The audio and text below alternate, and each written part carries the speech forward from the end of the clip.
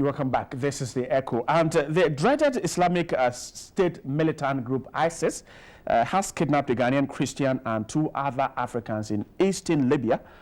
That's according to the Reuters news agency. The rest are Egyptian and some Nigerian nationals. Now, the terror monitor website named the Ghanaian as Setre Kofi Frimpong. Now, according to Reuters, the announcement was made in a statement on social media without further elaboration. Now, Reuters further reported that the kidnapping took place in Noflea, an Islamic State stronghold southeast of the city of Sirte, and that's according to the report. Now, the militant group has expanded in a North African country by exploiting chaos and security vacuum like it did in Iraq and Syria. Now, ISIS militants were told continue to perpetrate their horrific and inhumane acts and have beheaded several and attacked foreign missions in Tripoli while they wage a relentless assault on forces loyal to Libya's two governments. Right, so let's try and make some sense out of this. And an international relations expert and security analyst, Irbard Ibrahim, is just joined me in the studio. Irbard, welcome once again. Now, kidnapping of a Ghanaian, a Christian, for ISIS, looking at Ghana as a country on the African continent, is it something that you find strange, or perhaps we're doing something that is attracting these guys? No, it's strange, and I think it's a national tragedy for us as a country. You know, we lost Prof. Awuno to Al-Shabaab. Right. This could be only one of a series of casualties we will most likely suffer as a result of the activities of ISIS. And it could have been anyone, right? Could have been me, could have been your younger brother.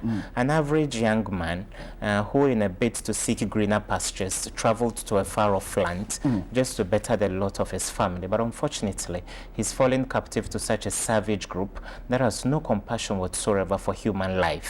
So therefore, it's a cause for concern. I don't know how his family will be feeling currently. I wish I could give them some hope. Right. But 99% of the time, anybody who has been taken hostage by ISIS has been killed.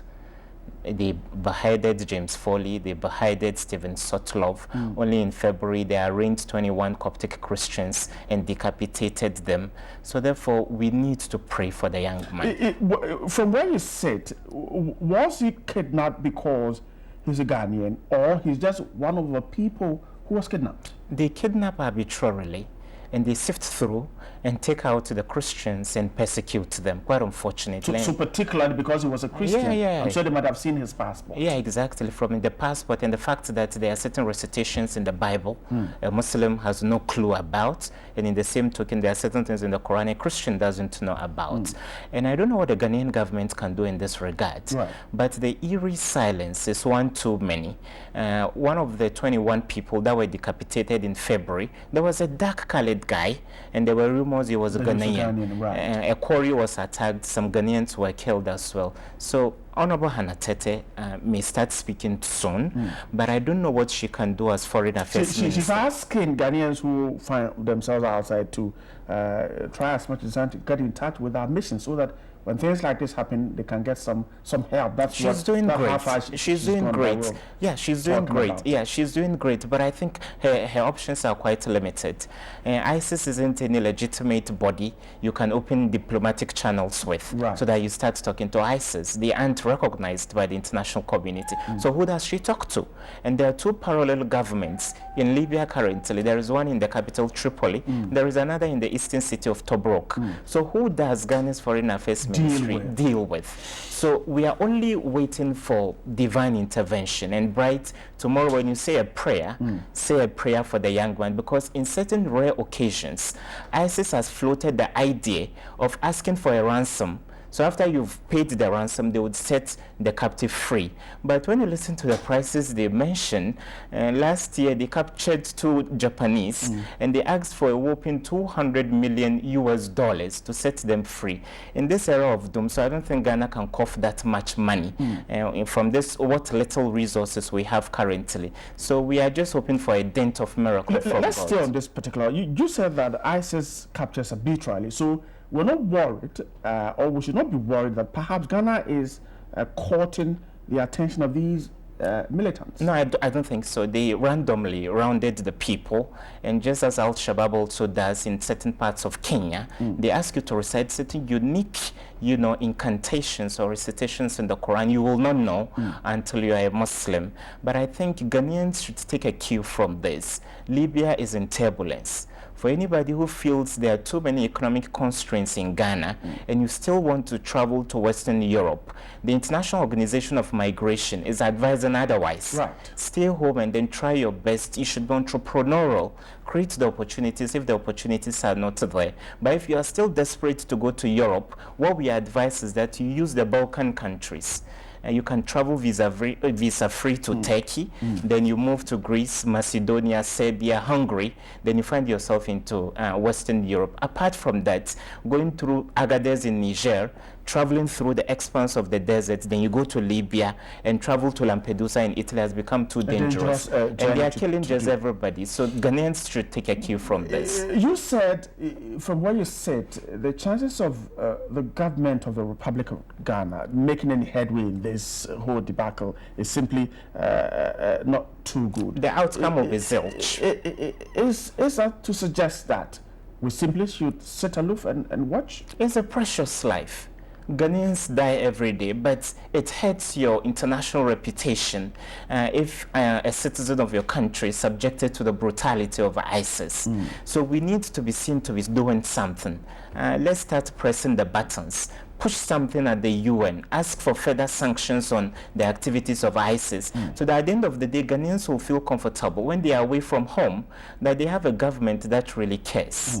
But Bright, I want to be optimistic, but my optimism cannot really materialize because we know the history of the brutality of this group is a savage group, it's a barbaric group, so the chances of any potential release for this young man are quite slim. Question, so any argument that perhaps a government isn't doing enough for these captured young Ghanaian, you think is asking too much from the government? It's an African problem.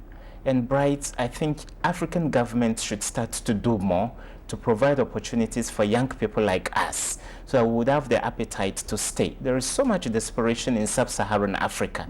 You have a country where you have a group of graduates that have coalesced and they call themselves Association of Unemployed Graduates. Those are the cream of society. And if they can't get duly employed, how about the semi-educated and stark illiterate people in society? Everybody would want a burger.